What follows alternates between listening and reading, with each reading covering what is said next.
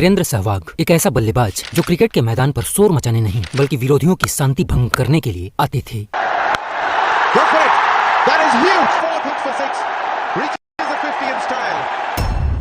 वीरेंद्र सहवाग की बल्लेबाजी ने क्रिकेट की दुनिया में बल्लेबाजी की परिभाषा ही बदल दी थी। सहवाग की बल्लेबाजी, उनका आक्रमण, उनका प्रहार, सब कुछ इतना खतरनाक होता था कि विरोधियों के उम्मीदों की सांसें समाप्त होने में देर नहीं लगती थी। वीरेंद्र सहवाग के हाथ में बल्ला महज लकड़ी का एक टुकड़ा नहीं होता था, बल्कि बंदूक। आज की कहानी वीरेंद्र सहवाग की उस खूंखार पारी की है जिसमें उन्होंने दोहरा शतक लगाकर न सिर्फ वेस्टइंडीज के खिलाड़ियों पर ताबड़तोड़ आक्रमण किया था, बल्कि उनकी आंखों में डर और दहशत की एक ऐसी लकीर खींच दी थी जिसे वेस्टइंडीज की आने वाली पीढ़ी भी भूल नहीं सकी। 200 runs for Virender Sehwag. Now becomes the highest scorer ever in ODIs. 201. What a performance!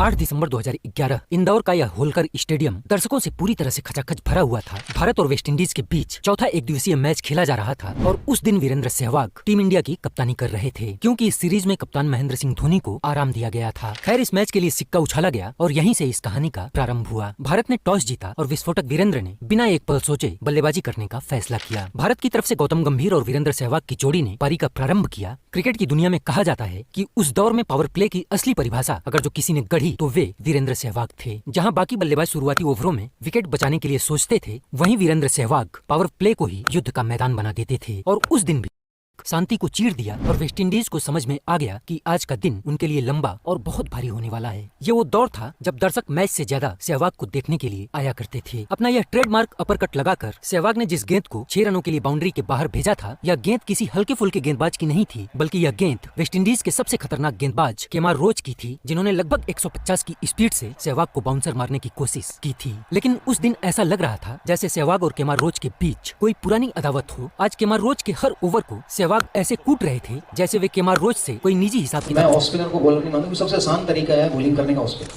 हाँ, मतलब आज भी अगर मैं बैटिंग करूं नेट में और अश्विन या मुरलीधरन या कोई हरभजन सिंह कोई भी बॉल डाले तो मैं उनको भी आज भी बॉलर नहीं मानता। ऑफ स्पिनर को सबसे बेकार और सबसे थर्ड क्लास अगर कोई बॉलर है क्रिकेट में फॉर्मेट में तो वो ऑफ स्पिनर है। और वीरेंद्र सहवाग का यह स्टेटमेंट कोई मजाक नहीं था, बल्कि एक यकीन था जो मैदान पर हर ऑफ स्पिनर को महसूस करना पड़ता था। खैर, सुनील नारायण अपनी रहस्यमयी स्पिन के साथ पहली गेंद लेकर आए और गेंद जैसे ही सुनील नारायण के हाथ से छूटी, सहवाग ने लॉन्ग ऑन के ऊपर से गेंद को उड़ाया और गेंद हवा को चीरती हुई 6 रनों के लिए सीमा रेखा के पार चली गई। सुनील नारायण की पहली ही गेंद पर सहवाग ने अपने शब्दों को सच करके दिखाया था और यही वह निडरता थी जो वीरेंद्र को वीरेंद्र सहवाग बनाती थी। अपने इस ब्रह्मास्त्र को भी बेअसर होता देख कप्तान डैरेल समी खुद गेंदबाजी करने के लिए आए, लेकिन सहवाग तो जैसे आज किसी और ही दुनिया में खेल रहे थे। समी की पहली ही गेंद और सहवाग ने कवर के ऊपर से जबरदस्त छक्का लगाकर डैरेल समी को भी चेतावनी दे दी कि आज न सैनिक बचेंगे और न ही सेनापति। और फिर कुछ ही देर बाद सहवाग ने सुनील नारायण की गेंद पर यह शानदार 6 लगाकर अपनी हाफ सेंचुरी पूरी की। 15 ओवर का खेल अब समाप्त हो चुका था और भारत बिना किसी नुकसान के 108 रन बना चुका था। सहवाग का बल्ला जैसे आज एक नंगी तलवार बन चुका था जो हर गेंद के साथ हवा को चीरते हुए वेस्टइंडीज के गेंदबाजों की सारी योजनाओं के टुकड़े टुकड़े कर रहा था। क्या वेस्टइंडीज के तेज गेंदबाज और क्या वेस्टइंडीज के स्पिनर सब के सब